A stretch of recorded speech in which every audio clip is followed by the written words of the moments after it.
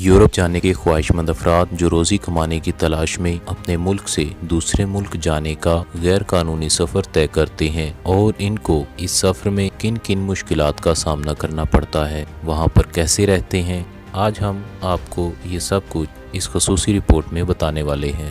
Report کو دیکھنے سے پہلے اگر آپ نے ابھی تک ہمارے یوٹیوب چینل کو سبسکرائب نہیں کیا تو ابھی چینل سبسکرائب کریں اور مزید اس طرح کی ویڈیوز جاننے کے لیے بیل آئیکن کو پریس کریں۔ صوبائی دارالحکومت کوئٹہ سے 80 کلومیٹر کے فاصلے پر واقع پنجپائی کے علاقے میں ہماری ٹیم سے ملاقات کرنے والے ایک انسانی اسمگلر نے بات چیت کا آغاز کچھ اس طرح سے کیا۔ ملاقات کے آغاز کے قبل ہی وہ ہمیں بتا چکے تھے کہ وہ 1 گھنٹے سے زائد کا وقت ہمیں نہیں دے سکیں گے، اور اس 1 گھنٹے کے دوران انہوں نے متعدد مرتبہ ہمیں ان کی شناخت یا چہرہ کسی طور پر ظاہر نہ کرنے کی تاکید کی۔ کوئٹہ میں موجود انسانی اسمگلر کا پتہ ہمیں یورپی ملک بیلجیم میں مقیم ایک ایجنٹ نے فراہم کیا تھا۔ رابطہ کرنے کے بعد اس ایجنٹ نے ہمیں پنجپائی کے ایک ویران علاقے میں پہنچنے کو کہا، جہاں ہمیں 1-2 راہگیروں کے علاوہ کوئی نظر نہ آیا۔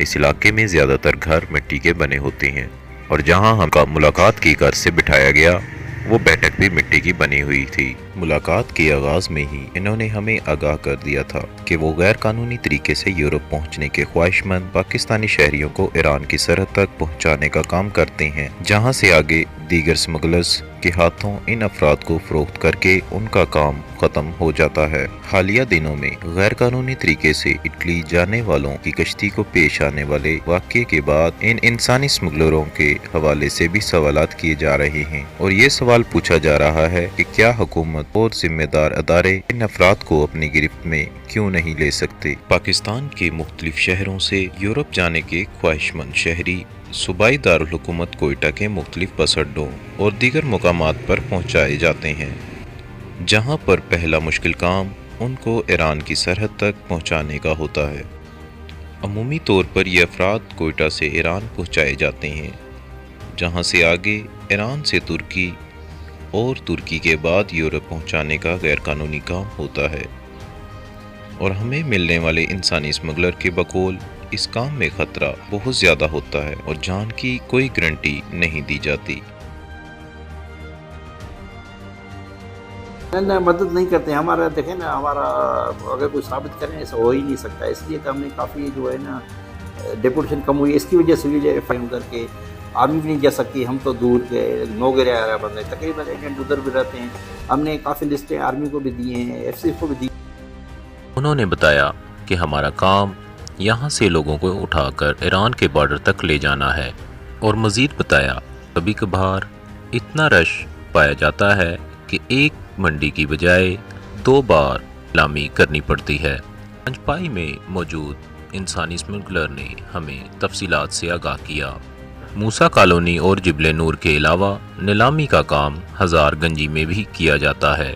نیلامی کرنے کا طریقہ کار بتاتے ہوئے ایجنٹ نے دعویٰ کیا کہ یہاں پر سوزوکی وین پر پردے لگا کر یورپ جانے کے خواہش مندوں کو لایا جاتا ہے۔ اس کے بعد کوئٹہ میں موجود ایجنٹ اور ایران تک لے جانے والے ایجنٹ اس سوزوکی میں بیٹھے لوگوں کو دیکھ کر ان کی شناخت کرتے ہیں، اور پھر ان کی قومیت کی بنا پر پیسے طے کیے جاتے ہیں۔ انہوں نے مزید بتایا زیادہ تر لوگ پاکستان کی صوبہ پنجاب اور خیبر پختونخوا سے آتے ہیں۔ باہر سے آنے والوں کو ہم تاکید کرتے ہیں کہ وہ پٹھان ٹوپی یا پھر بلوچی کپڑے پہنے۔ ہزارہ قومیت کے افراد سے پیسے اس لیے زیادہ لیے جاتے ہیں کیونکہ تنظیم کا خطرہ ہوتا ہے، کیونکہ ماضی میں ایسے بھی ہوا ہے کہ کل عدم تنظیم کے لوگوں نے ہماری گاڑیاں چیک کی۔ اس کے بعد نیلامی میں انہیں خریدنے والا ایجنٹ انہی ٹرکوں اور بسوں کے ذریعے سرحد کے نزدیک پہنچاتا ہے۔ جو لوگ سب سے کم پیسے دیتے ہیں، جیسا کہ 2 سے 3 ہزار روپے، تو وہ انہیں بس کے ٹول کٹ میں ڈال کر لے جاتے ہیں۔ ٹول کٹ بس کے نیچے ایک حصہ ہوتا ہے جہاں لوگوں کا سامان رکھا جاتا ہے۔ ٹول کٹ کے علاوہ بس کے ایئر کنڈیشنر کی جگہ پر بھی لوگوں کو کسی طرح گھسا کر چیک پوسٹ پار کروائی جاتی ہے۔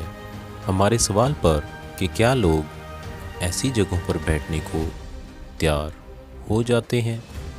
سمگلر نے مسکراتے ہوئے کہا، جی بالکل، لوگ مجبور ہوتے ہیں۔ چیک پوسٹ کامیابی سے پار کر کے ان افراد کو ایرانی سرحد کے نزدیک پہلے سے طے شدہ مقامات پر اتار دیا جاتا ہے۔